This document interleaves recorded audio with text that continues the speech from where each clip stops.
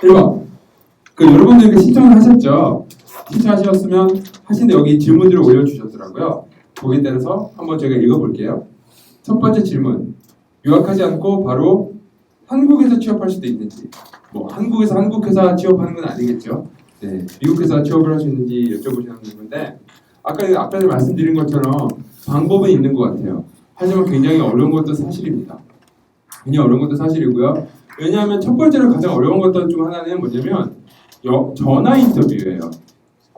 보통은 이렇게 인터뷰를 하게 되면 미국 회사에서 어떤 식으로 하게 되냐면 제일 처음에 이력서를 내고 이력서를 가지고 한번 스크리닝을 한 다음에 그 중에서 전화 인터뷰를 뽑고 전화 인터뷰를 할 사람을 뽑으면 그 사람들 가운데서 전화 인터뷰 한 2명 정도 하고 잘한다 싶으면 본사로 데려오거나 일할 곳에서 데려와서 한 5명 정도 보통 인터뷰를 보거든요. 예, 5명 인터뷰 보는데 가장 어려운 것이 이력서 통과하기입니다. 왜냐하면 이게 되게 오래된 정보여서 이렇게 틀릴 수 있을 것 같은데 제가 처음에 인터뷰 옛날에 5년 전에 지원할 때 구글에 매일 들어오는 이력서가 3,000장이라고 들었거든요. 매일 3,000장 중에서 내가 살아남아서 내 이력서가 리크루터한테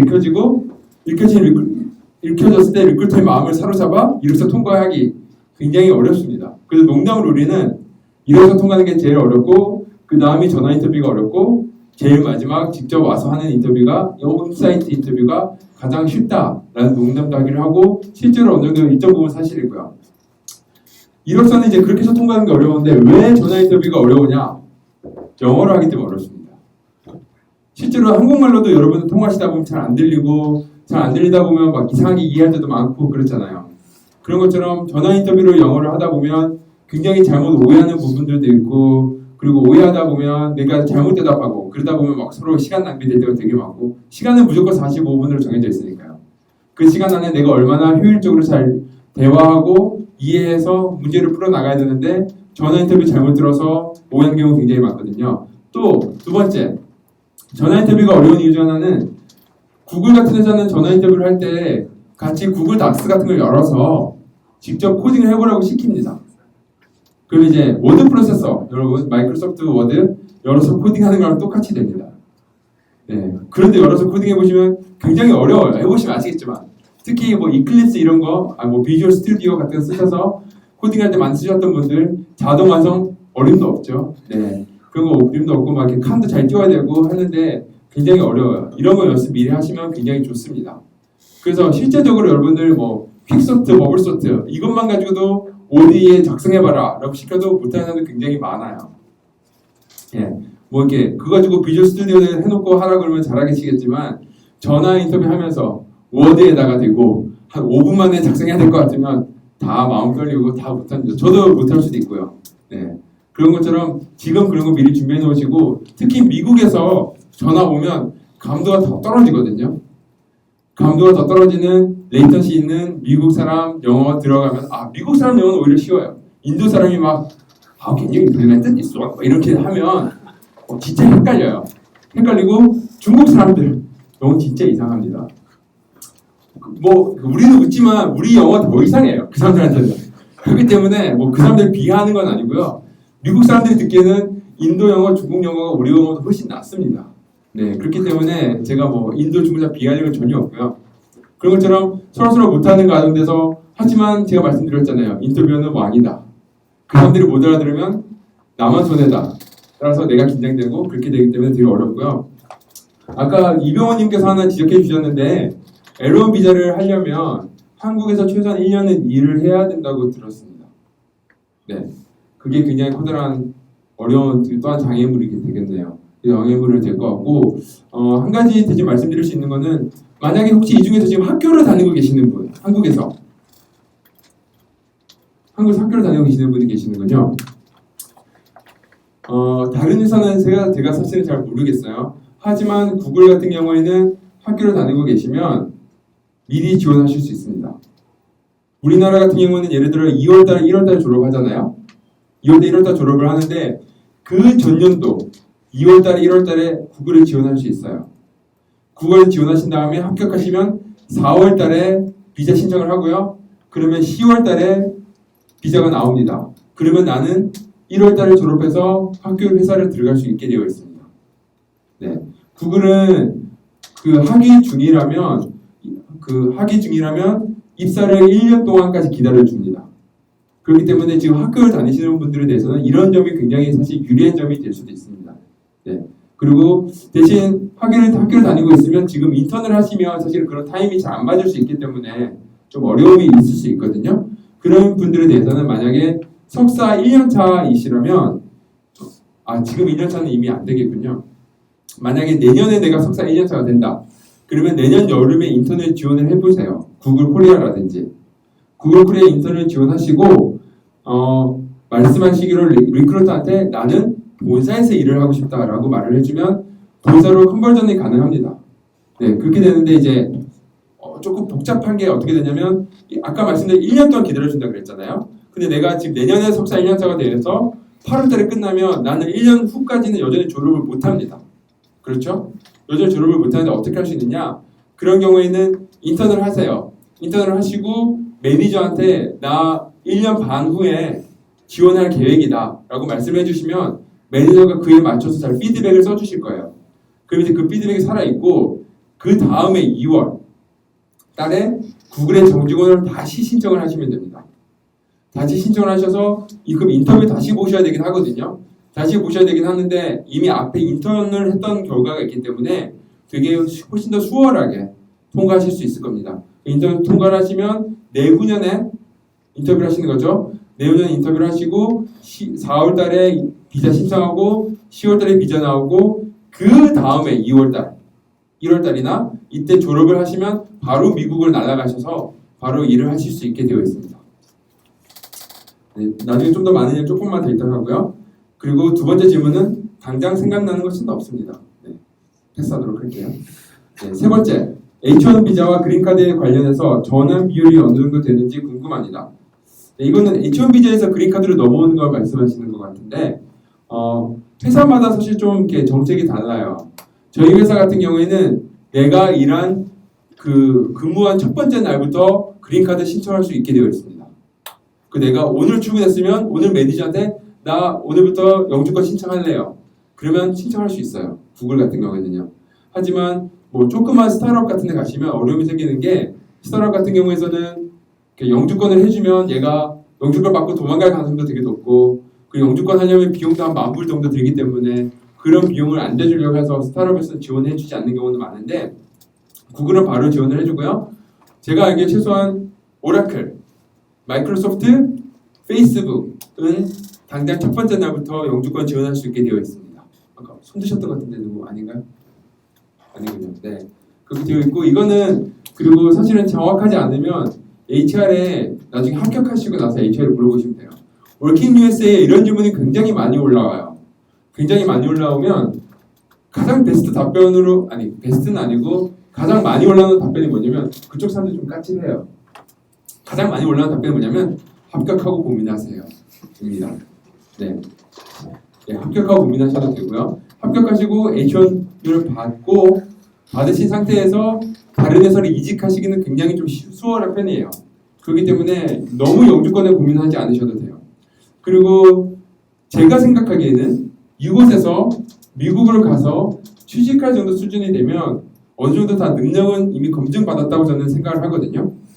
그런 분들은 별로 신분 걱정하지 않으셔도 될 것 같습니다. 네, 여러분들이 만약 실력이 있으시다면 어느 회사든지 이미 잘 안 될 것 같으면 다른 데 회사 옮기기 굉장히 수월하거든요. 대신 잘리기도 쉽지만 하지만 그것보다는 옮기기가 훨씬 쉽기 때문에 크게 걱정은 안 해도 될 것 같아요. 네, 비전공자가 CS 유학을 가기 위해서 어떤 준비를 해야 하고 능력이 필요한지 궁금합니다. 참고로 저는 WE 전공입니다.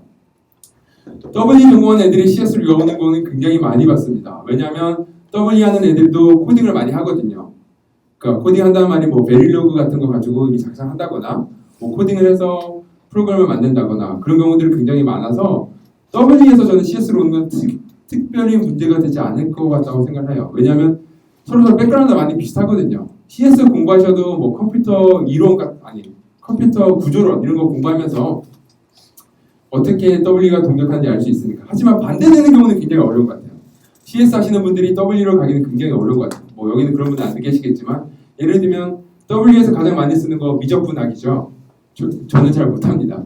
저는 뭐 미분적분은 뭐 DT 이런 거 썼던 거 기억만 대충 나고 어떻게 하는지 모르는데 따라서 반대되는 경우는 굉장히 어려운데 W 하시는 분들은 CS를 요식이 굉장히 쉬우실 거예요. 특히 석사 같은 경우에는 왜냐하면 구글에서도 사람을 뽑는데 필요한 게 뭐냐면 네가 어떤 언어를 아느냐 모르냐는 절대 묻지 않습니다. 그걸 묻지 않고 네가 과연 컴퓨터처럼 논리적으로 사고할 수 있느냐 그래서 그런 논리적으로 코딩을 할 수 있느냐를 뽑기 때문에 그런 면에 대해서는 저는 W 하시는 분들도 많이 하실 수 있다고 생각하고요. 구글에서 현재 굉장히 잘하시는 한국 분이 한 분 계세요. 뭐 이름을 밝히면 그분도 좀 까칠해서 싫어하실 것 같긴 하지만 그분 저는 굉장히 좋아하거든요. 굉장히 좋아하고 굉장히 실력이 있는데 그분 물리학과 전공하셨습니다. 네, 물리학 전공해도 그렇게 논리적으로 생각할 수 있고 논리적으로 코딩할 수 있으면 충분히 저는 미국에서 취직하실 수 있다고 생각을 합니다. 네, 학비나 생활비 조달 방법, 중점을 둬야 할 것. 학비, 생활비, 저는 아까 말씀드렸던 것처럼 18,000, 9,000 이었죠. 제 처음 18,000 부모님 제 돈으로 됐습니다. 제가 3년 동안 병역 특례를 하면서 모았던 돈 약 1,800만 원 정도 부었고요. 그 다음에 1,800, 18,000, 9,000은 제가 부모님한테 도움을 받았어요. 솔직하게 부모님한테 도움을 받았고 학비, 생활비도 도움을 받았어요. 생활비에 도움을 받았는데 생활비에 대해서는 이제 조금 말씀을 드리면 굉장히 잘 아시겠죠. 사실은 준비하셔서 굉장히 편차가 많이 나요. 제가 현재 살고 있는 실리콘밸리 같은 경우에는 혼자 사는 원룸이 제일 싼 방이 월 150만 원 정도 줘야 됩니다. 150만 원 정도 줘야 되고요. 제가 현재 살고 있는 아파트는 한 220만 원 정도 줘야 되고요. 이런 말을 들었을 때 저는 200이 너무 세다. 근데 얼마나 세냐라고 생각을 들어봤는데 여기 타워팰리스 아시죠? 타워팰리스 월세 300만 원이면 가능합니다. 진짜로요. 타워팰리스 제일 작은 평수긴 하지만 300만 원 월세면 가능한데 거기에 가시면 한 15평짜리 이상한 한 50년 된 아파트 그런 데가 150만 원 정도 합니다. 이게 실리콘밸리의 가격이고요. 하지만 중부 쪽으로 가시면 또 이야기는 달라져요. 중부 뭐 예를 들면 시카고는 좀 비싸요. 뭐 세인트루이스, 뭐 인디애나폴리스, 시애틀, 뭐 아니면 뭐 텍사스 오스틴 이런 데 가시면 월세 한 50에서 60만 원 정도 내시면 충분히 그 집값 가능하시고 월에 사용되는 뭐 생활비 다 합쳐서 100만 원 이하로 충분히 생활하실 수 있을 것 같습니다. 이거는 지역차라 굉장히 차이가 많이 나고 뉴욕 같은 경우는 더 비싸요. 혹시나 뭐 이렇게 컬럼비아 이런 데 가실 생각 있으신 분들은 굉장히 돈을 많이 준비하셔서 가실 준비를 하셔야 됩니다. 네. 자, 여기서 아까 제가 이제 이 질문을 받을 때 하나 드리고 싶었던 말은 뭐였냐면 학교를 선택을 해요. 여기 지금 일단은 석사를 마치고 다들 이렇게 취직을 하고 싶어하는 분들이시잖아요. 근데 이제 학교를 선택하는데 두 개의 학교가 있다고 가정해 볼게요. 첫 번째는 버클리가 있어요. 버클리 굉장히 좋은 학교죠. 탑 보안드니까 버클리가 있고 두 번째 학교는 MIT가 있어요. MIT가 있고 그러면 나는 버클리를 가겠다. 손 들어보시겠어요 혹시? 버클리를 가고 싶다. 네, 좀 되시군요. MIT를 가고 싶다. 네, 나는 둘 다 뽑아주지 않을 것 같다. 네, 뭐 그런 분들이 있는데 학교를 선택하는 데 있어서 랭킹보다 좀 더 중요한 거는 지역이 좀 더 중요한 것 같습니다. 지역이 좀 더 중요하다는 말은 뭐냐면요. 예를 들면 구글에서 사람을 뽑는다 가정을 해볼게요. 구글이 사람을 뽑는데 아까 말씀드렸던 것처럼 이력서를 받아요. 이력서를 한번 읽어보죠. 괜찮은 것 같아요. 전화 인터뷰를 해요. 여기까지 공짜입니다. 전화 인터뷰 2시간 하겠지만 뭐 회사 입장에서 봤을 때는 한 2,000원 내면 되니까. 문제는 그 다음입니다. 얘가 잘해요. 잘하면 불러서 인터뷰를 봐야 되잖아요. 불러서 인터뷰를 보면 비행기 값 내줘야 되죠.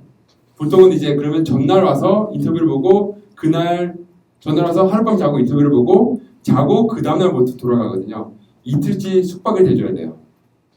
이 비용이 절대 공짜가 아니죠. 그리고 불러왔기 때문에 밥도 먹여줘야 됩니다. 구글 같은 경우는 하루에 75불, 8만 원까지 내가 식비로 사용할 수 있게 되어 있거든요. 인터뷰를 오면. 따라서 대충 한 명당 한 100만 원 정도의 돈을 소비를 해야 됩니다. 왜 이 도시가 중요하냐면 어떤 사람이 있어요. 그러니까 아까 말씀드린 것처럼 1등급이 사람이 있고 2등급이 사람이 있어요. 둘 다 실력은 비슷한 것 같아요. 하지만 1등급 학교를 다니는 학교 사람은 데리고 와야 되고 2등급 사람은 그냥 버스 타고 와도 돼요. 그러면 보통 회사에서는 인터뷰를 2등급 사람을 부릅니다. 먼저. 실력이 비슷한 것 같으면. 왜냐하면 불러서 공짜잖아요. 불러서 인터뷰해보고 아니면 돌려보내면 되죠. 뭐 이렇게 버스 타고 집에 가라 다시. 하지만 멀리 있는 1등급 학교 다니는 사람은 오면 우리가 돈을 100만 원 써야 되니까 그런 부담감도 있기 때문에 학교가 굉장히 중요한 편입니다. 사실은 그래서 시애틀에 있는 유니버시티 오브 워싱턴 가시는 거 만약에 가신다면 저는 거기를 가시는 게 CMU라든지 UIUC라든지 MIT보다도 좀 더 확률이 높을 수도 있다고 생각을 합니다. 취직한다는 거는요. 왜냐하면 유니버시티 오브 워싱턴에서 굉장히 많은 숫자 사람들이 마이크로소프트로 가거든요. 그렇기 때문에 내가 버클리 이야기하지 않았던 이유는 버클리는 바로 실리콘밸리 옆에서 버스 타고 올 수 있으니까 제외를 하고요. 그 나머지 학교들 뭐 UIUC 어디 있는지 잘 모르시잖아요. UIUC 좌우 사방 대한민국 땅 영토만큼 옥수수밭밖에 없거든요. 학교 아무것도 없어요. 아니 회사들 아무것도 없어요. 옥수수밭밖에 없어요. 진짜로. 비행기 타고 올라가시면 비행기 위에서 봐도 옥수수밭이에요. 처음부터 끝까지. 그리고 내가 비행기 타고 가고 있으면 밑에서 또 다른 비행기가 농약 뿌리고 있고요. 네, 그런 동네에 있으면 취직하기 굉장히 어려워질 수 있어요. UIUC 같은 경우에는 박사로 굉장히 추천을 드리고요. 석사는 그런 것보다는 조금 레벨이 떨어져도 바로 옆에 커다란 회사들이 있는 곳들이 훨씬 유리할 수 있습니다. 네, 그거 조금 유념해 주셨으면 좋을 것 같아요. 이거는 실제로 회사에서 이런 경우를 굉장히 많이 봤거든요. 그래서 저는 구글에 있다 보면 처음 들어본 회사 학교 애들이 너무 많아요. 실리콘밸리에 있는 사노세 스테이트 유니버시티. 우리는 대부분 UC만 좋다고 생각하잖아요. 사노세 스테이트 유니버시티, 산타클라라 유니버시티. 산타클라라는 제가 있는 그 도시 이름이거든요. 그쪽에 있는 이상하다고 생각했던 그 학교에 있는 분들도 굉장히 많이 이렇게 오세요. 그걸 보면서 이 사람들도 그런 굉장히 좋은 기회를 얻고 실력이 있으니까 뽑히는구나. 네. 그래서 취직을 정말 염두에 두신다면 그런 학교들도 만약에 학교를 하신다면 가시는 거 한번 생각해 보실 필요가 있을 것 같습니다. 네. 그리고 CS 석사 과정이 2년으로 알고 있는데 2년 동안 학비 및 생활비, 지출을 알고 싶고 미국으로 가서 취업할 때까지 전체적인 비용도 알고 싶습니다. 저는 아까 말씀드렸던 것처럼 학비 18,000, 18,900이 들었고요. 그리고 매달 생활비 한 100만 원 정도 들었고요. 그래서 1년 반 회사를 다녔습니다. 1년 반 회사를 다녔고, 1년 반 학교를 다녔고요. 그래서 생활비 1,200만 원, 학비 3,600, 4,500만 원, 그래서 한 6,700만 원 정도 들었던 것 같고요. 6,700만 원 정도 들었고, 그 중간에 인턴을 3개월 해가지고 제가 벌었던 돈이 한 700만 원 정도? 벌었던 것 같습니다. 세금 다 내고. 그래서 한 6천만 원 정도가 제가 소비했던 돈인 것 같아요. 자, 이제 6천만 원이면 그럼에도 불구하고 내가 갈만한가? 자, 여러분들, 6천만 원 내고 내가 취직할 수 있을 것 같다. 취직할 수 있을지 취직 못할지 확신이 안 든다. 하지만 내가 가야 될 것 같다라고 생각하시는 분 혹시? 제부터 지금. 6천만 원 불확실한데 너무 비싸다. 한 분 계시는군요. 네. 사실은 이거는 이제 재정적인 문제이기 때문에 누군가에게 6천만 원이 별 의미 없는 돈이 될 수도 있고 누군가는 6천만 원이 굉장히 커다란 돈이 될 수도 있고 근데 저희 부모님 같은 경우에는 사실은 저한테 돈 2,700만 원 정도에서 돈 내주시는 게 그다지 넉넉하신 편은 아니셨어요. 그것 때문에 사실 집을 좀 줄이신 편이시기도 하셨거든요. 그런 가운데서 제가 말씀드리고 싶은 것은 나이가 20대시라면 저는 6천만 원 낼 가치는 충분히 있다고 생각을 합니다. 그 이유는 두 가지가 있는데요. 첫 번째는 미국 갔다 돌아오시기 굉장히 쉬워요. 석사학위 하나 더 받고 오시는 거잖아요. 석사 학위 하나도 받고 미국에서 오시면 한국에서 절대 싫어할 이유 별로 없는 것 같고요. 따라서 뭐 2년 정도 시간 미국에서 소비한다. 저는 투자할 만한 가치는 있다고 생각하고, 두 번째는 말하다가 까먹었어요. 두 번째. 뭘 말했지? 죄송해요. 방금 전에 말하려고 했다 까먹었어요. 네, 두 번째는 우리는 사실 뭐든지 모험을 하잖아요. 모험을 하는데 6천만 원을 내고 미국에서 석사로 취직을 하면 그에 따른 리턴이 생각보다 큰 것 같습니다. 따라서 도전을 볼 만한 가치가 있다고 생각을 해요.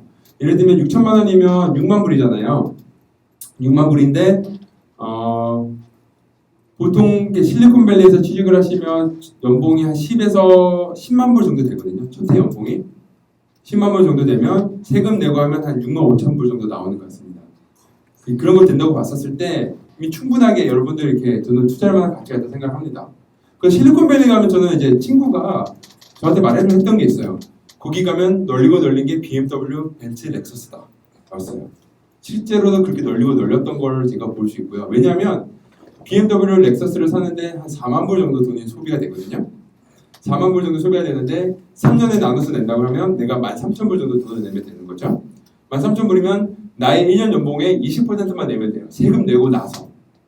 그렇게 되면 보통 이제 그런 나 스스로 위로한다는 느낌으로 스스로에게 선물을 주는 걸로 사주죠. 네, 저는 그래서 인피니티를 샀어요.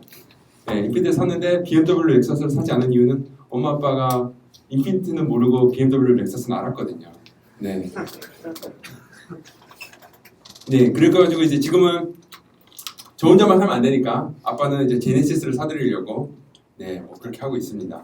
그런 것처럼 돈을 내가 투자를 하고 회수하는 걸 생각했었을 때 그 정도 비용을 충분히 낼 만한 저는 시도할 만한 가치는 있다고 생각을 합니다. 저들이 떨어뜨리는데 편안하게 혹시나 질문할 거 있으면 손 들고 질문하셔도 좋을 것 같아요. 네. 어려운 질문은 아닌 것 같고요. 지금 제가 나이가 35이거든요. 네. 35이고 사회생활은 2004년에 대학교를 졸업하고 한 8, 9년 정도 일을 했어요. 네.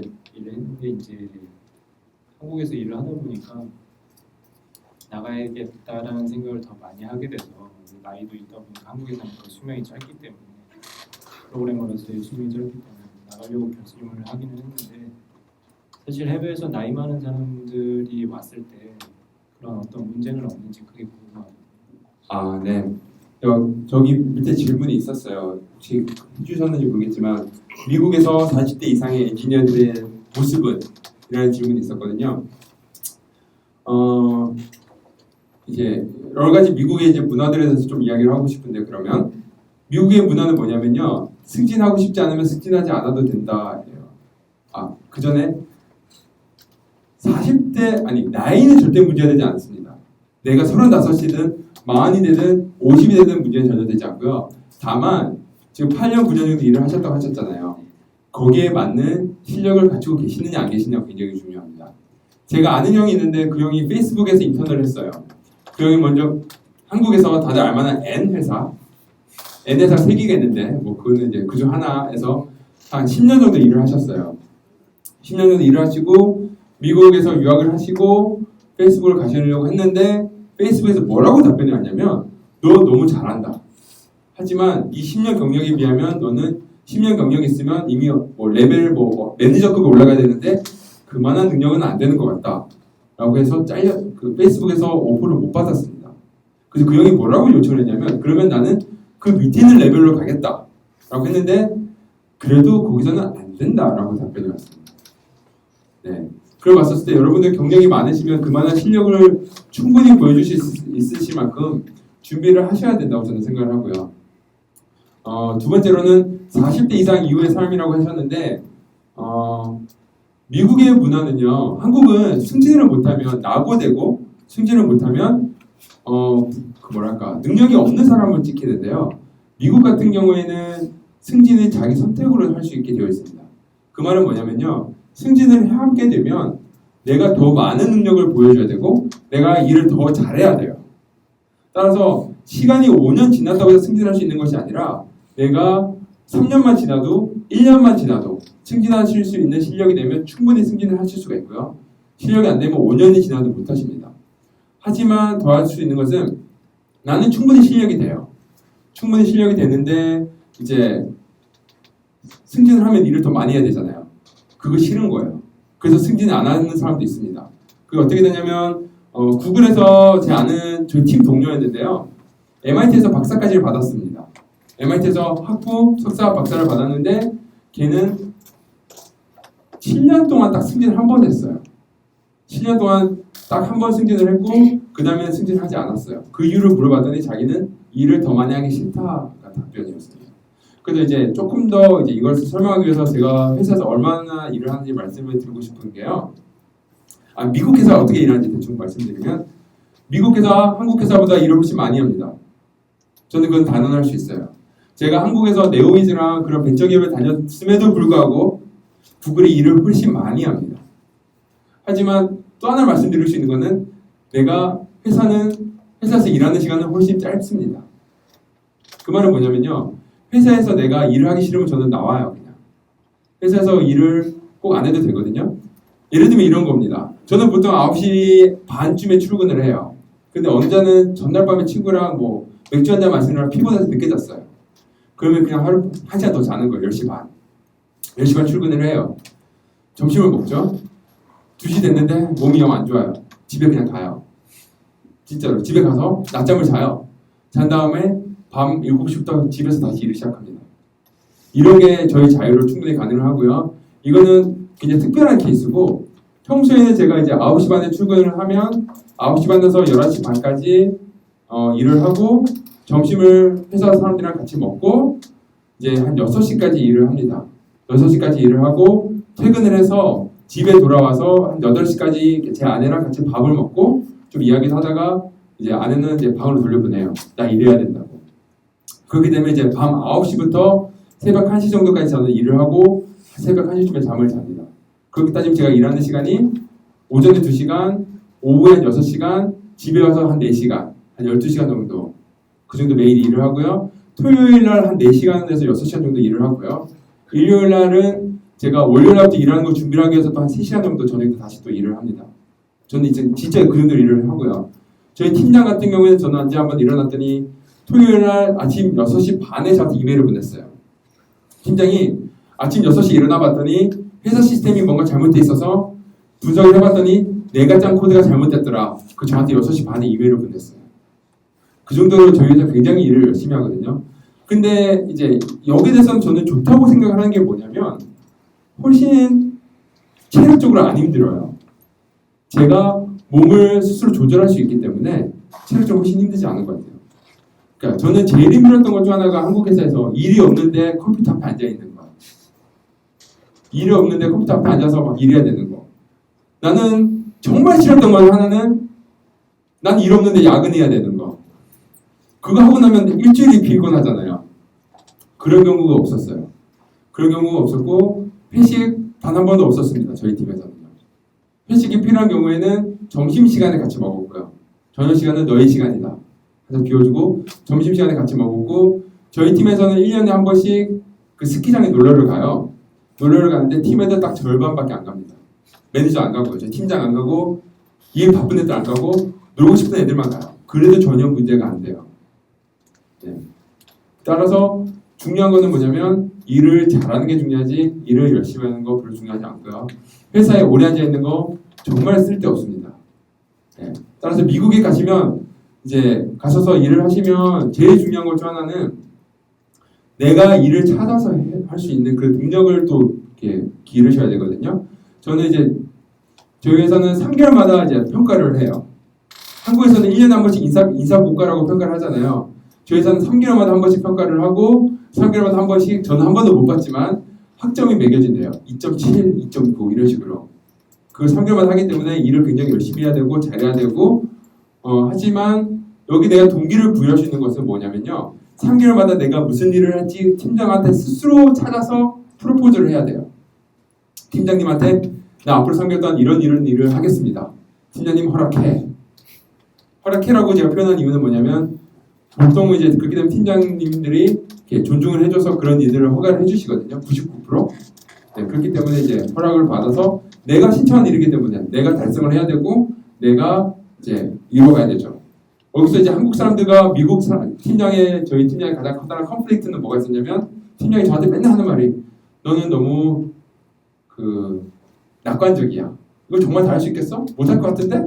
뭐 이러면서 이렇게 좀 빼기도 하죠.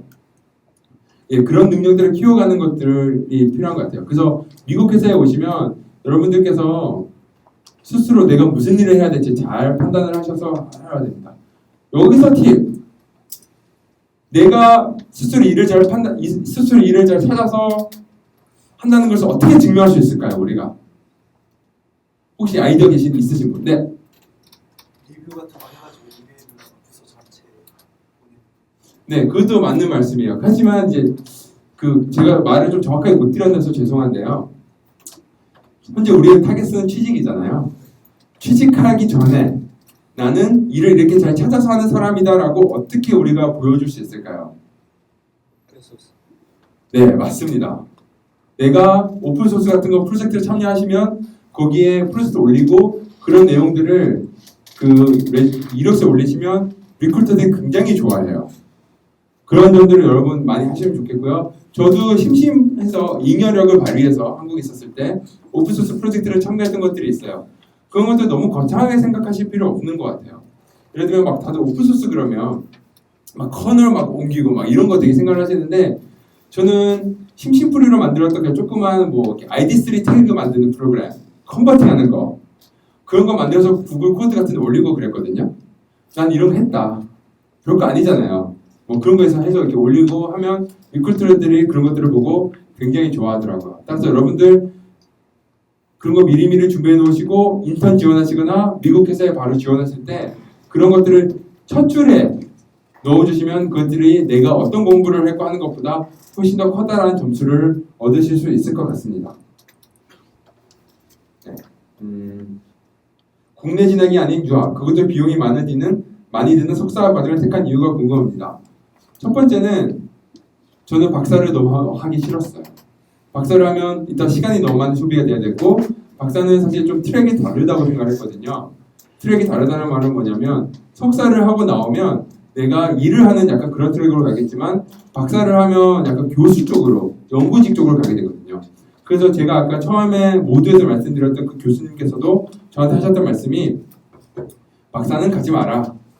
네, 박사는 특히 미국에서 교수는 굉장히 안 좋은 직업이다. 미국 교수가 이혼율 2위 직업인 거 다들 아시죠? 네, 진짜 그렇습니다. 1위가 치과 의사였던 것 같아요. 왜냐하면 미국에서 테뉴어를 받을 때까지 너무 힘들어요. 정말 아는 분이 있는데 40대 초반의 여자 교수님이세요. 머리가 백발이 되셨어요. 반 정도. 네, 그 정도로 굉장히 힘든 직업이기 때문에 대신 한국 교수님께서 하셨던 말씀은 한국 교수는 좋다 그래도 여전히 하지만 현재 CS 쪽 학생이 줄어드는 걸로 봐서 네가 올 자리는 없을 것 같다. 그래서 석사를 해라 라고 했고요. 실제로 구글에서는 박사를 소원하기는 합니다. 박사 소원하긴 하지만 아까 말씀드렸던 것처럼 석사를 받고 2년 정도 일을 하고 나면 박사급 대우를 받으실 수 있어요. 따라서 3년 정도 더 시간을 세이브하실 수 있죠. 구글에서는 세이브하실 수가 있고 농담이지만 구글에서는 들어오시면 이렇게 자기 소개 페이지가 있으면 자동으로 그런 뭐 배지 같은 거 붙여주는 게 있어요. 배지 같은 게 있는 게 뭐냐면 예를 들면 뭐냐면 사원번호가 있잖아요. 사원번호가 소수 프라임 넘으면 옵티머스 프라임 그 배지를 붙여줘요. 뭐 이제 그러니까 재미죠. 재미인데 내가 박사를 받으면 오버 에듀케이트 됐다는 배지를 붙여줘요. 아니 농담이지만 저는 이게 좀 장난이지만 뼈가 있는 장난이라고 생각을 합니다. 그만큼 석사만 받고 구글에 오시는 것은 굉장히 좋은 선택이라고 저는 말씀을 드리고 싶습니다. 그리고 이렇게 왜 석사를 갔냐? 이런 이유도 있지만 석사를 가지 않고 취직하기는 굉장히 어렵더라. 따라서 석사를 가는 것이 가장 쉬운 방법 중 하나고 실패한다고 하더라도 나에겐 학위가 생기는 것이기 때문에 아주 나쁜 선택은 아닌 것 같다라는 생각에서 저는 석사를 지원했습니다. 미국 취업 시 필요한 영어 수준, 취업 프로세스, 채용 공고 확인법, 미국에서의 생활. 네. 필요한 영어 수준은 뭐가 필요하냐면요. 첫 번째, 듣기. 아까 말씀드렸던 것처럼 듣기가 굉장히 중요하고요. 그리고 두 번째는 말하기. 너무 당연한 말이잖아요, 사실은. 당연한 말이지만 말하기는 영어를 유창하게 잘하실 필요는 전혀 없어요. 영어를 유창하게 하실 필요는 전혀 없지만 내가 하고자 하는 말을 내가 전달할 수 있을 정도 되느냐. 뭐 예를 들면 소트 A and B 뭐 이렇게만 말해도 알아들어요, 그 사람들은. 하지만 내가 하고 싶은 말이 무엇인지 아시는 게 굉장히 중요합니다. 예를 들면 저는 처음에 너무너무 못했던 건 뭐냐면 숫자 읽는 걸 영어로 너무 못했어요. 분수, 디노미네이터랑 뉴머레이터 계속 헷갈렸거든요. 내가 막 헷갈려고 하고 우리 매니저한테도 이렇게 일할 때 점수 말을 하는데 뭐 예를 들면 제가 뭐 90% 이러면 우리 매니저 나한테 뭐라고 물어봤냐면 Did you mean 19 or 90? 이렇게까지 물어봤었어요. 그러니까 그런 식으로 굉장히 하기 때문에 여러분들 말씀하시는 게 그럴 때는 뭐 우리가 90 막 이렇게 하는 게 아니라 90 뭐 이런 식으로 하시는 게 막 굴려서 하시는 것보다 100배의 저는 낫다고 생각합니다. 네, 따라서 굉장히 또박또박 19, 뭐 90, 뭐 이런 식으로 하시는 거 좋고요. 괜히 막 한국 사람들 유창하게 하면 잘하는 것처럼 들리잖아요. 미국 애들 못 알아듣습니다. 그건 의미가 없고요. 그리고 세 번째는 쓰기가 굉장히 중요합니다. 글자 쓰기. 쓰는 게 왜 중요하냐면 우리가 어떻게 글을 쓰면 미국 애들 잘 못 알아들어요. 제가 이제 석사를 준비를 하면서 쓰기는 뭐 이렇게 레주메 쓸 때도 도움이 되고 내가 지원서 할 때 커버레터 쓸 때도 도움이 되니까 석사 진학한다고 SOP를 썼어요. SOP 그 자기소개서를 쓴 다음에 친구한테 줬어요. 야, 좀 읽어봐줘라. 줬더니 친구가 그대로 돌려줬어요. 돌려주면서 했던 말이 뭐냐면 나는 한국 사람이기 때문에 네가 무슨 말 하는지는 알겠지만 이건 영어가 아니야. 정말 정확히 그렇게 답변이 왔어요. 하지만 전 최선을 다해서 썼죠. 내가 붙일 수 있는 건 없어요. 영어를 잘하는 두 번째 친구한테 그대로 줬어요. 다시 줬더니 걔가 나한테 뭐라고 하냐면 영진아 미안한데 상처받지 마 하면서 새로 써서 줬어요. 걔가 나중에 돼서야 내가 왜 잘못했는지 알았는데요. 그게 뭐가 잘못됐었냐면 예를 들면 우리는 이제 여자친구 여성분이 계시지만 여자친구한테 고백을 해요. 여자친구한테 고백을 하는 방법이 한국 사람들이 이렇게 말을 해요. 너는 너무 이뻐. 너는 너무 착해. 그래서 넌 나랑 사귈래? 사귀자. 이런 식으로 말을 해요. 영어로 바꿔보면 You are beautiful, so I want to go out with you. 이렇게 말을 해요. 근데 미국 애들은 You are beautiful이 나오면 Why beautiful인지가 나오기를 기대해요. 문법적으로. 하지만 So I want to go out with you가 나오면 이거 뭐야? 멍미 이렇게 나오는 거죠. 미국식으로 바꿔보면 I want to go out with you because you are beautiful. 이런 식으로 무지하게 바꿔야지 이렇게 미국 애들이 이해할 수 있구나 라는 걸 제가 나중에 깨달았습니다. 그것처럼 내가 자기소개서를 썼는데 그런 식으로 써버리면 이상한 거죠. 미국 애들이 보기에 예를 들면 내가 이 회사에 지원하고 싶은 이유를 썼어요. 쓰는데 나는 이 회사를 가고 싶습니다. 왜 가고 싶은지를 써야 되는데 그러니까 뭐 예를 들면 이렇게 썼죠. 미국식으로 쓰면 나는 이 회사가 가고 싶습니다. 첫 번째 뭐가 좋고 두 번째 뭐가 좋고 왜냐하면 첫 번째 뭐가 좋고 두 번째 뭐가 좋고 세 번째 뭐가 좋고 이렇게 나오죠. 하지만 한국 사람들이 글을 써서 내면 첫 번째 이 회사 밥을 공짜로 줍니다. 그러면 미국 사람들 보기에는 밥을 공짜로 주는 게 왜 좋은지를 기대하게 생각하는데 갑자기 회사를 가고 싶대요. 이상한 거죠. 그런 것처럼 쓰는 거 굉장히 중요합니다. 하지만 앞에 말씀드렸던 것처럼 대충 써도 대충 알아들어요. 사실은. 따라서 내가 듣고 말하는 게 훨씬 중요하고 그걸 연습하는 것이 중요합니다. 저한테는 듣는 연습을 했던 방법은 뭐냐면요. 프렌즈를 시즌 1부터 10까지 자막 없이 다 들었어요. 저는 너무너무 힘들고 고난의 시간이었습니다. 시즌 1의 에피소드 1 레이첼이 그 웨딩드레스 입고 나오는 거 전 10번인가 봤어요. 시즌 1을 10번 봤다, 에피소드 1을 10번 봤다는 뜻이죠. 너무 재미가 없어서 이해해 보려고. 그래도 꿋꿋하게 봤고 시즌 한 4쯤 되니까 내가 나는 박수 치면서 웃을 수 있었고 박수 칠 때 뭐 관객은 안 웃더라고요. 관객이 웃을 때 나는 안 웃고 약간 좀 그게 싱크가 안 맞긴 했는데 시즌 8쯤 되니까 같이 박수 칠 수 있게 되었고요. 시즌 10쯤 되니까 이제 좀 재밌더라고요. 하지만 그 정도 실력도 굉장히 부족했다는 걸 나중에 돼서는 깨달았어요. 왜냐하면 아까 말씀드렸다시피 미국 회사에서 가시면 인터뷰하는 사람들이 인도 사람, 중국 사람, 뭐 스페인 사람, 미국 사람 거의 없습니다. 네, 거의 없어서 굉장히 어렵습니다. 저희 팀에 뭐 몇 명인지는 말씀을 못 드리겠지만 네이티브가 20% 정도 불과해요. 그 말 나머지 80%는 이상한 영어 씁니다. 네, 하지만 우리는 그 영어를 알아들어야 되는 책임감을 가지고 있죠. 인터뷰를 통과해야 되니까. 네, 그 정도 영어 수준이 될 때까지 굉장히 열심히 노력하셔야 된다고 저는 생각을 하고요. 그것을 하기 위해서 이제 석사를 가시면 사실은 계속 석사를 가라고 하시는데 가시면 좋은 게 커브레터를 쓰면 석사 학교에서는 그걸 고쳐주는 센터가 있어요. 라이팅 센터라고. 라이팅 센터 갖다 대면 걔네가 생으로 써서 줘요. 그냥. 그걸 써서 주면 이제 그거 같이 내고 뭐 그런 곳이 있습니다. 그거 공짜거든요. 보통 학교에서 하는 거. 네. 그래서 석사 가시면 그런 장단점들이 있는 것 같습니다. 취업 프로세스는 아까 말씀드렸던 것처럼 이력서를 내고 전화 인터뷰를 하고 그 다음에 전화 인터뷰 잘 되면 본사를 보통 바로 불러서 취직을 다시 인터뷰를 진행하는데요. 제일 어려운 게 레주메 통과하는 거 제일 어렵습니다. 진짜로요. 제일 어렵기 때문에 할 수 있는 것들이 레퍼럴, 그러니까 추천이고요. 혹시 나중에 구글에 지원하고 싶으신 분 계시면 제가 뭐 여러분들 직접적으로 아는 건 아니어서 제가 뭐 되게 화려하게 써드릴 수는 없지만 이런 열정을 가지고 이런 모임에 와서 취직하려고 하고 있는 사람이 있다라고 해서 제가 그 정도 추천을 제가 써드릴 수 있을 것 같아요. 그러니까 이런 것들이 이제 인연이 되는 거죠. 그런 것을 여러분들 저한테 부탁을 해주시면 제가 최대한 도와드릴 수 있는 한에서 그런 거 도와드릴 수 있을 것 같습니다. 채용 공고 확인법. 이거는 제가 지난 수요일날 네이버 가서도 제가 들었던 건데요. 미국 회사들은 보통은 그런 공개 채용 같은 게 시간이 정해져 있지 않습니다. 한국과 굉장히 커다란 차이점이 있는 게 뭐냐면요. 미국 회사에서는 잘하는 사람을 뽑고 싶어 하지 않아요. 그 말은 뭐냐면 이 사람이 우리가 필요한 자리에 맞는 사람을 뽑고 싶어 합니다. 한국 회사는 잘하는 것 같아요. 쓸데가 없어요 일단. 하지만 뭐 삼성 같은 예를 들어보면 얘가 우리 지금 안 뽑으면 잘하는데 LG를 갈 것 같아요. 뽑아버리죠.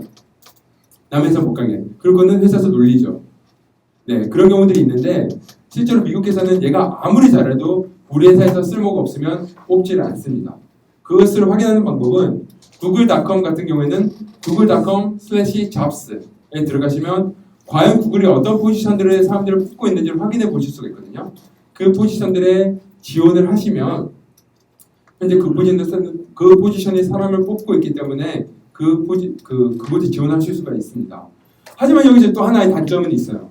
그거는 뭐냐면 가짜 채용 공고 굉장히 많아요. 미국에. 가짜 채용 공고를 하면 뭐냐면요. 미국에서 영주권을 주잖아요. 미국에서 영주권을 준다는 말은 뭐냐면 우리가 이 사람은 외국인 노동자를 고용해 왔어요. 고용해갖고 이 사람은 어떤 일을 시키고 있는데 이 일을 시킬 만한 미국인을 못 뽑았다 우리가. 따라서 그런 미국인이 없기 때문에 우리가 이 외국인 노동자에게 영주권을 주려고 한다라는 것을 증명을 해야 돼요. 그 노동 증명서를 내야 할 수 있어야 되거든요. 이걸 증명하는 방법 중 하나는 회사 홈페이지에다가 채용 공고를 내요. 그리고 미국 애들한테 아무한테나 이력서를 막 받아요. 받은 다음에 자르죠. 그냥 얘 못하더라. 따라서 이런 가짜 채용 공고가 한 반 정도 됩니다. 그렇기 때문에 그런 것도 정말 유념해 주셔야 되고요. 제가 이런 것들 때문에 학교에 있을 때 그 커리어 센터, 그러니까 취업 도와주는 그런 센터에서 들었던 말씀 중 하나는 뭐냐면 100개를 지원을 해요. 100군데 제가 원서를 넣습니다. 레주메를 넣으면 10군데에서 전화 인터뷰 하자고 답이 와요. 10군데에서 전화 인터뷰 하자고 답이 오면 전화 인터뷰를 한 4군데 통과를 합니다. 4군데 통과를 하고 실제로 가서 인터뷰를 4군데를 보면 한 군데에서 2군데만 합격을 해서 한 군데나 2군데 정도만 합격을 해서 취직을 할 수 있습니다. 그 말은 내가 실력이 안 좋아서라기보다는 내가 가진 좋은 실력이라 하더라도 상대방 회사가 맞지 않는 경우도 있을 수 있습니다. 전 사실은 구글에 됐어요. 너무 사실은 좋고 감사한 일이고 나름 최고 회사에 되었는데 저는 아마존도 떨어졌고요. 마이크로소프트도 떨어졌고요. 페이스북도 떨어졌고요. 또 트위터도 떨어졌고요. 블룸버그도 떨어졌고요. 뭐 다 떨어졌습니다. 실제로 저도요. 네. 하지만 저는 제가 하는 것이 구구가 맞았기 때문에 붙었다고 생각을 하기 때문에 혹시 여러분들께서 미국 회사에 지원하시고 연락이 안 오시거나 뭐 인터뷰를 받는데 잘 안 되시거나 하시는 것들이 여러분들의 실력이 부족해서라고 너무 자책하지 마시고 내가 뭐 그런 가짜 채용 공부를 당했구나 아니면 내가 가지고 있는 실력이 내가 가지고 있는 그 능력이 내가 지원하는 사람 맞지 않는구나 라고 하시면서 위로하셔도 어느 정도 좋을 것 같다라고 격려의 말씀을 드리고 싶어서 혹시 지원하고 계시는 분들한테 드리는 말씀입니다. 미국에서 생활은 굉장히 심심합니다. 한마디로 표현을 하면 한국은 재밌는 지옥, 미국은 심심한 천국이에요. 미국 회사에서 동료들이랑 같이 맥주 먹고 하는 시간 있긴 하겠지만 그 시간은 철저하게 저녁 시간 이전입니다. 내가 회사 싱글로 혼자 미국 회사에 가서 하면 저녁 때 집에 가서 뭐 소녀시대 뮤직비디오 보고 뭐 이렇게 크레용파 뮤직비디오 보면서 춤추는 연습하고 뭐 이런 거 하는 형들을 굉장히 많이 봤습니다. 저는 굉장히 많이 봤고요. 특히 산호세로 오시면 산호세 별명이 맨호세잖아요. 맨호세에서 왜 맨호세인지는 아시죠? 맨호세 걸프란시스코. 네. 맨호세에서 계시는 형들이 이제 그 나름 직장도 좋고 월급도 많이 받습니다. 차도 BMW 벤츠 이런 거 타고 다니고요. 다니는데 나가서 봤더니 좋은 애가 없는 거예요. 뭐 이렇게 소개팅을 했는데 재미가 없어요. 여자가 안 이뻐요. 뭐 그래서 집에 와요. 소녀시대를 보죠. 눈이 좀 더 올라가요. 다음 달에 소개팅에 나가요. 더 못생겨졌죠? 자기 눈에는 이쁜데 소녀시대랑 비교하니까 또 집에 가요. 그래서 이제 또 집에 소녀시대가 시들해질 때 되면 뭐 크레용파 봐요. 눈이 더 올라가요. 이러면서 30대 중반 후반까지 혼자 사시는 형들을 굉장히 많이 봤습니다. 그러면서 사실은 이제 사람들이 심심해서 이제 한국에 와서 한국에서 선을 봐서 이제 취직 데리고 가시는 분들 많은데 사실은 그런 분들도 잘 사는 분들 굉장히 많은데 그런 분들의 또 단점은 뭐냐면 그 와이프분들 굉장히 심심해하세요. 와이프분들이 처음에 미국 왔잖아요. 처음에 미국 오면 뭐 운전면허증도 없고 저희 집에서는 커피 한잔 마시러 가도 차를 타고 가야 되거든요. 스타벅스를 가려고 해도 차도 없고 차 자기 남편이 차 끄고 회사를 가버렸죠. 자기 집에 갇혀 있는 거예요. 하루 종일 갇혀 있고 그러다 보니 너무 심심한 거죠. 그래서 자기 남편이 퇴근을 했어요. 같이 놀아주기를 원하죠. 하지만 남편은 피곤하다고 말하죠. 그러면서 이제 부부싸움 하시는 이런 분들 굉장히 많이 봤거든요. 따라서 저는 싱글로 가시는 것보다 가족끼리 가시면 굉장히 단란하고 즐거운 시간 되실 수 있다고 생각하고요. 왜냐하면 저한테 집에 가시면 이제 애들이랑 같이 놀고 뭐 이렇게 시간 굉장히 많이 보내실 수 있어서 그런 좋은 점이 있어서 석사 가시거나 하시면 학교 다니실 때 최대한 빨리 짝을 찾으실 수 있도록 노력하시면 좋을 것 같고요. 바로 미국 가시는 분들은 지금 열심히 찾으셔서 같이 가시면 나 미국 간다. 같이 가고 싶지 않니? 라고 해서 꼬셔서 같이 가시면 굉장히 좋고요. 네, 그렇습니다. 가정 있으신 분들 저는 추천하고 싶어요. 미국 가시면 가족과 함께 보낼 수 있는 시간 굉장히 많거든요. 저희 회사에서는 자기 와이프가 아프거나 자기 아기가 아프면 병가를 쓸 수 있습니다. 병가를 쓸 수 있고 병가를 쓰는 방법도 이메일 한 통 찍 날리면 돼요. 이메일 한 통 찍 날린 거 우리 와이프가 전날 밤에도 이메일을 보내요. 우리 와이프가 지금 몸이 굉장히 안 좋은데 나 내일 회사 못 갈 것 같아. 보내놓고 다음날 회사를 안 와요. 네, 그런 경우들도 많고 뭐 그래도 회사에서는 다 인정을 해주고요. 그리고 혹시 감기 걸려서 회사에서 감기 걸려고 막 머리 열나는 회사에서 일하는 경험도 있으신 분들 있으신가요? 있죠. 미국 회사에서는 감기 걸려서 회사에서 일하고 있으면 쫓겨납니다. 네, 절대로 일을 못하게 하고요. 이 말씀을 드리는 이유는 뭐냐면 그거는 여러분들을 걱정해서거나 저를 걱정해서가 아니라 감기가 옮길까봐. 네, 사실은 그만큼 굉장히 개인적인 그런 문화가 많은데 어쨌든 내가 조금이라도 몸이 아프면 집에서 쉴 수 있어요. 집에서 쉬면서 일을 해야 되고 하지만 3개월마다 하는 평가에 일은 다 해놔야 되죠. 예, 그것들은 여러분들께서 일을 잘 하셔야 됩니다. 자유를 주는 만큼 그만큼 굉장히 많은 책임감을 부여하는 것 또한 한국 회사인 것 같습니다. 아, 죄송합니다. 미국 회사인 것 같습니다. 잠깐만. 네. 저희가 이제 시간이 많이 남지 않았어요. 그렇군요. 네. 그 질문 리스트 그냥 하나하나 답하시면 좀 시간이 다 나갈 것 같고요. 네. 일단은 오늘 말씀하신 거 듣고 현장에서 좀 하실 질문들이 있을 것 같은데 그 한 5개 정도만 질문을 듣고 그 중에서 좀 뽑아서 하든지 네, 하는 게 일단은 좋을 것 같아요. 네, 시간을 빨리 저는 한 30분밖에 안 된 줄 알았어요. 죄송합니다. 저는 지금 그 석사 졸업하고 네. 국내에서 하고 이제 3년 차인데요. 네. 회사에서 일한 지 3년 차인데 만약에 이제 해외에서 일을 하고 싶으면 이게 박사로 진학을 해야 되는지 석사로 진학을 해야 되는지 석사는 이제 2번이면 중복이 되잖아요. 네. 그래서 그게 만약 취업할 경우에는 또 안 좋을 수도 있다는 생각도 그냥 개인적으로는 드는데 그럴 경우에는 어떤 선택을 해야 될까? 제가 알기로는 선택할 수 있는 거는 별로 없는 걸로 알고 있는데요. 석사 못 가실 것 같습니다. 보통은 이제 중복 그 학위 안 주려고 하거든요, 학교들에서. 네. 그렇기 때문에 아마 거의 박사로 가짜로 지원하신 다음에 다시 가시는 방법도 괜찮을 것 같고요. 혹시 석사 그걸 아시나요? 저는 제가 알고 있기로는 물론 일반적으로 그런데 이제 약간 석사의 세부 전공 분야를 다른 분야로 해서 석사를 2번 하시는 분도 간혹 있는 걸로 알고 있어요. 네, 근데 그러니까 거기에 대한 합당한 이유를 납득할 만한 이유를 제시를 할 수 있으면은 네. 가능도 한 걸로 알고 있고요. 예. 그게 제가 그 타이틀이 굉장히 많이 달라야 돼요. 그러니까 학위가 뭐냐면 예를 들면 어떤 애는 컴퓨터 사이언스를 받으면 컴퓨터 엔지니어링이나 이런 쪽은 못 가시는 걸 알고 있고 거의 MIS 뭐 매니지먼트 인포메이션 사이언스 뭐 이런 쪽으로는 좀 더 이렇게 그 합당하게 설득하기 쉬운 걸로 알고 있습니다. 그리고 질문을 몇 개 다 받고서는 네. 그 중에서 이렇게 하고 답변을 싶으신 대로 하시죠. 네. 괜찮습니다. 저는 교육계 회사에서 IT 관리를 하고 있고요.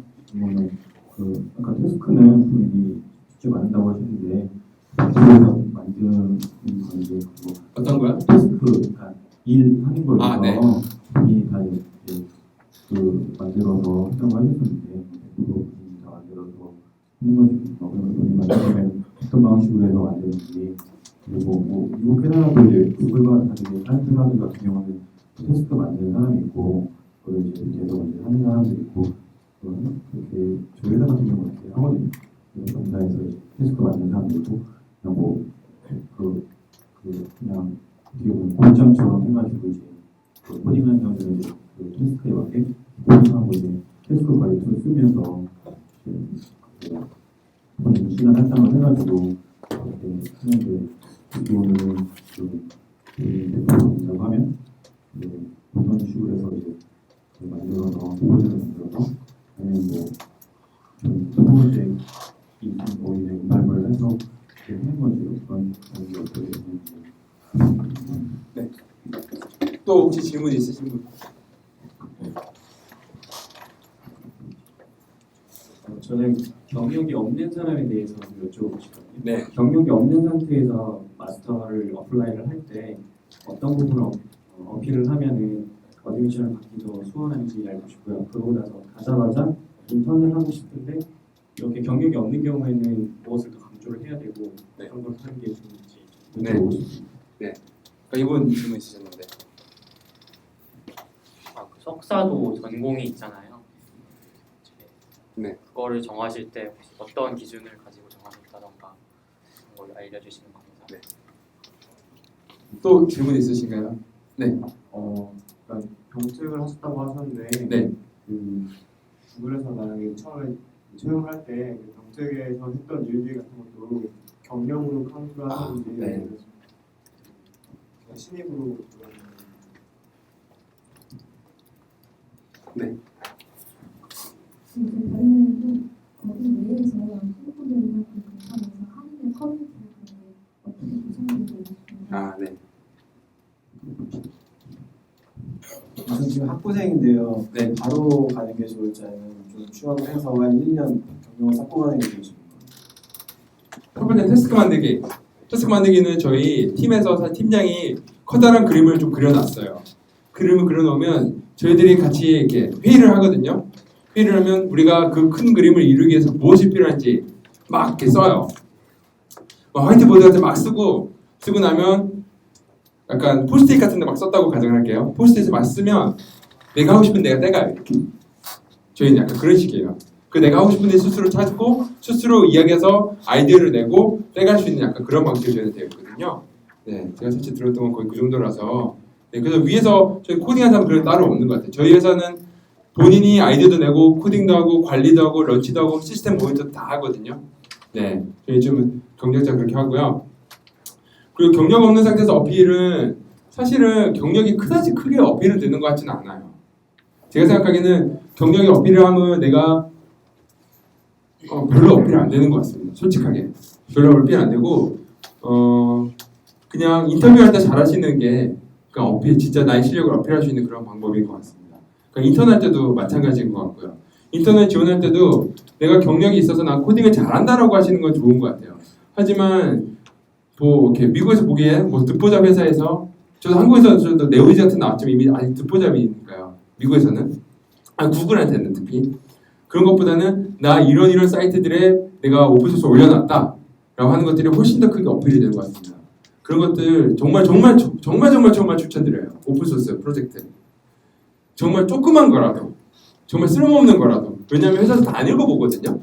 프로젝트 올려놓고 첫 화면에 내 이름 있으면 굉장히 좋아요. 그냥 네 그렇게 해서 버전 0.001 뭐 이런 식으로 네 그렇게 해서 하시면 그것이 내가 수술할 수 한다는 그런 이렇게 성의를 보여주는 것이기 때문에 굉장히 도움이 될 것 같습니다. 석사 전공 물어보셨죠? 굉장히 한국에서 많이 듣는 질문인데 미국 보통 석사 전공 없습니다. 예, 미국은 보통 석사 전공이 없고 교과로 그냥 바로 졸업을 하는 방법이 있거나 아니면 지도 교수랑 해서 이렇게 하는 방법이 있는데 저는 이제 제 지도 교수랑 제가 하고 싶었던 프로젝트가 조금 달랐습니다.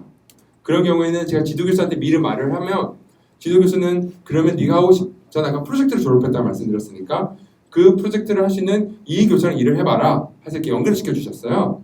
그런 식으로 이렇게 약간 석사의 지도 교수는 그냥 약간 멘토 수준? 네, 프로젝트 그런 건 잘 없는 것 같습니다. 네, 그리고 병특 경력 카운트. 구글에서는 최종 학력 이후에 일한 경력만 쳐줍니다. 그러니까 내가 병특을 10년 일했어요. 그러고 나서 10년은 너무 길다. 네, 제가 뭐 한국에서 5년 일했다고 가정을 해볼게요. 5년 일하고 박사를 받았습니다. 그러면 이 사람의 경력은 박사 신입입니다. 네, 약간 그런 식이 되거든요. 그렇게 해서 아까 이렇게 어떤 분이 말씀하시는 거 1년 일하고 가는 거 좋으냐라고 말씀하셨는데 개인적으로는 1년 일하고 가시면 코딩할 때 훨씬 능력이 키워질 수 있어서 추천을 드려요. 하지만 내가 이미 충분한 코딩 실력이 있다라고 생각이 드시면 뭐 꼭히 가실 이유는 없으실 것 같습니다. 바로 석사를 가셔서 코딩하셔도 충분히 될 것 같고 하지만 만약에 정말 코딩 실력 키우고 싶으시면 제가 생각하기에 한국 코딩하는 게 굉장히 빡세게 코딩을 시키잖아요. 한국은. 그런 의미에서 저는 굉장히 좋았던 것 같아요.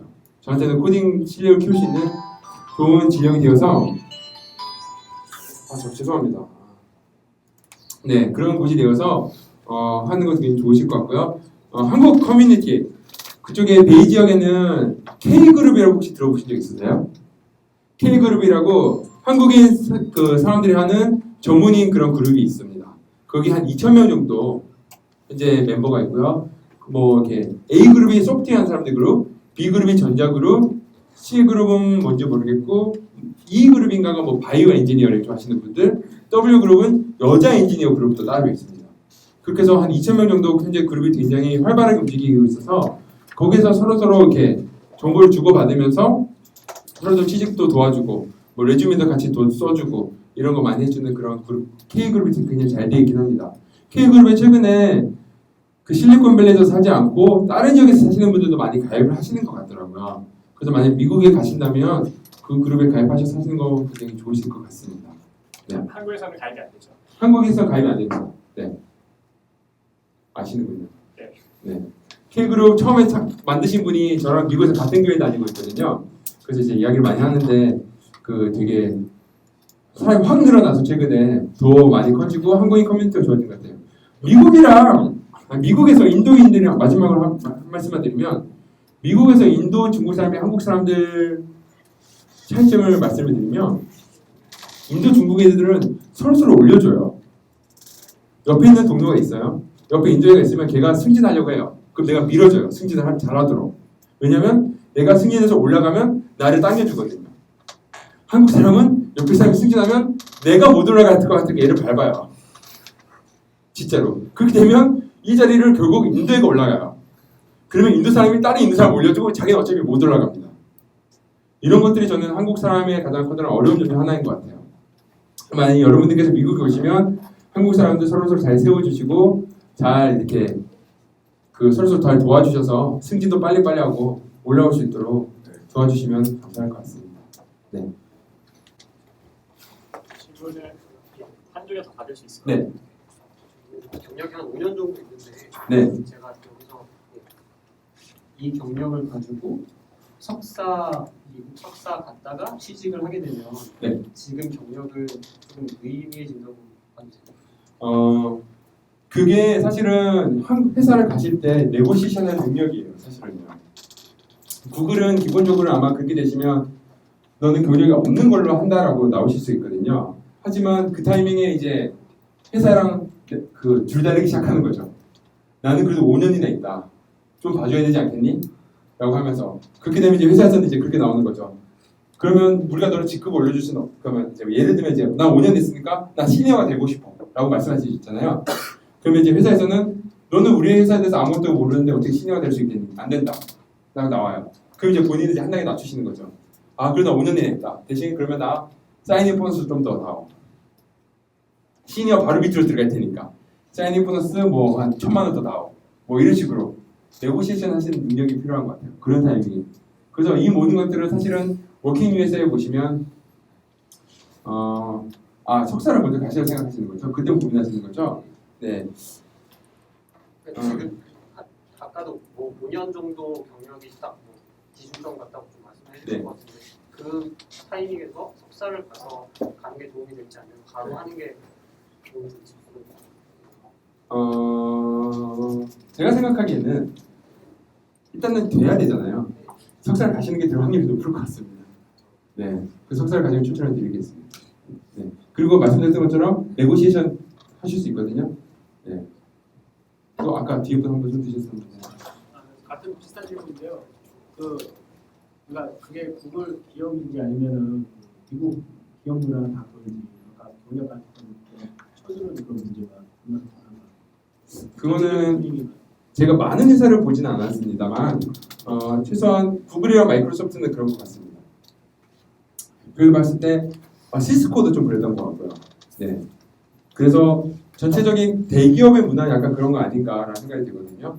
마치 예를 들면 삼성에 여러분들 가신다 하시더라도 내가 어떤 회사에 나왔느냐에 따라서 경력을 다 쳐주기도 하고 안 쳐주기도 하잖아요. 그것처럼 미국에서 봤을 때도 얘가 뭐 한국에서 컴퓨터 회사에서 일했다고 하는데 그 회사에서 무슨 일을 했는지 그 회사가 어떤 일을 하는지 우리가 모르는데 경력을 다 쳐줄 수 없지 않느냐라는 게 회사의 입장인 것 같습니다. 작은 회사 같은 경우는 뭐 당연히 좀 더 유두리가 가능한 것 같지만 큰 회사는 너무 많은 사람들 상대해야 되기 때문에 작게 테이블이 있거든요. 테이블이 있어서 경력 5년 정도 되시면 좀 다 이야기 달라지는데 한 2년 이렇게 되시고 석사를 들어오시면 석사 하시고 구글 같은 데 들어오시면 연봉 네고시에이션이 거의 안 됩니다. 회사에서 이미 딱 테이블이 있기 때문에 네, 거의 안 되고 그 다음에 내가 능력을 발휘해서 내가 실력이라는 걸 보여줘야지 이제 연봉이 올라가는 약간 그런 시스템이 되어 있습니다. 네. 마지막 지금 시간이 됐나요? 네. 진짜 마지막입니다. 그 미국에서 석사를 마치고 다시 한국으로 돌아와서 취업하는 비율은 한 어느 정도 돼요? 그거는 그 저희 부모님은 가난하셨지만 저희 외삼촌 중에 이렇게 미국 은행장분이 한 분 계세요. 뭐 그분이 별 도움을 못 받지만 그분이 저한테 하셨던 말씀이 뭐냐면 Your company or go back home이었어요. 그 말은 분명한 거는 올라가는데 한계가 너무 분명한 것 같습니다. 사실은. 그 말은 뭐냐면 한국에서 예를 들어볼게요. 한국말 똑바로 못하는 동남아 사람을 우리가 부사장으로 올려주기 쉬우냐라는 겁니다. 그 사람들이 말도 똑바로 못하고 상대방을 설득도 똑바로 못하고 잘 듣지도 못하는데 우리가 쉽게 올려주지 못하잖아요. 그런 것처럼 약 30대 넘어서 미국에 가면 이미 영어에 너무 한계가 부딪히고 그렇게 되면 내가 이렇게 커뮤니케이션 할 때도 어려워진다는 말은 뭐냐면 내가 부사장이라는 직함이 있으면서 말로 상대방 회사 부사장한테 실수하는 경우도 너무 많아지고 그런 경우들도 사실 많기 때문에 회사에서도 꺼려하는 부분들이 굉장히 많아요. 그래서 미국에 있다 보면 약 10년 정도 주기를 가지고 보통 한국에 많이 돌아가는 걸 많이 봤습니다. 그래서 정확한 수치는 안 되겠지만 약 10년 정도 일을 하고 나서 10년 정도 일을 하고 나서 삼성전자 부장으로 가시는 분을 굉장히 많이 봤고요. 그 다음 텀은 20년 단위를 찍고 삼성에 이사를 가시는 분을 굉장히 많이 봤어요. 그런 것처럼 생각보다 오래 계시는 분들을 많이 못 봤습니다. 끝까지. 자기 회사가 아니시면. 자기 회사가 아니면 그냥 적당히 만족하시면서 사시는 분들 많지만 위로 올라가시는 분들은 사실 거의 못 봤거든요. 네. 그래서 많이 돌아가시는 것 같습니다. 그래서 갑자기 주변에 있다가 친구가 뜬금없이 시민권을 땄어요. 아, 얘는 다음 달쯤에 한국 들어가려구나. 왜냐하면 영주권이 있으면 한국에서 2년 이상 있을 수가 없으니까요. 시민권 따서 미국인으로 한국에 들어와서 한국에서 일하다가 너무 힘들면 다시 미국을 돌아갈 방법을 찾고 이런 사람들 굉장히 많이 봤습니다. 그러니까 시민권 따는 건 약간 보험인 거죠. 미국에 들어가요. 네. 그러면 여기까지 하도록 하고요. 감사드리고요. 제가 너무 말을 좀 두서없이 한 것 같은데 혹시나 질문사항이 있으시면 저 이메일로 보내주시면 제가 좀 더 차근차근하게 한 분 한 분 답변을 드리도록 노력을 하겠습니다. 네, 저기로 보내주시면 감사할 것 같고요. 혹시 구글에 지원하시고 싶으신 분들도 저기 혹시 이메일 보내주시면서 그 레주메 같은 거 써서 보내주시면 제가 좀 이렇게 추천을 해드리도록 최대한 노력을 하겠습니다. 네, 해드리고 하고요. 레주메 같은 거 혹시 써서 보여주고 싶으신 분들도 보내주시면 제가 뭐 꼼꼼하게는 제가 볼 시간이 없어서 다 못 보여드려서 죄송하지만 제가 뭐 대충적으로 보고 어떤 것들을 좀 더 바꿨으면 좋겠다라고 약간 코멘트를 드릴 수 있을 것 같거든요. 네, 그런 점들에 대해서도 보내주시면 제가 최대한 여러분들 도와드리도록 노력하고 싶습니다. 다 이렇게 실리콘밸리에서 뵙기를 바라겠습니다. 네, 감사합니다.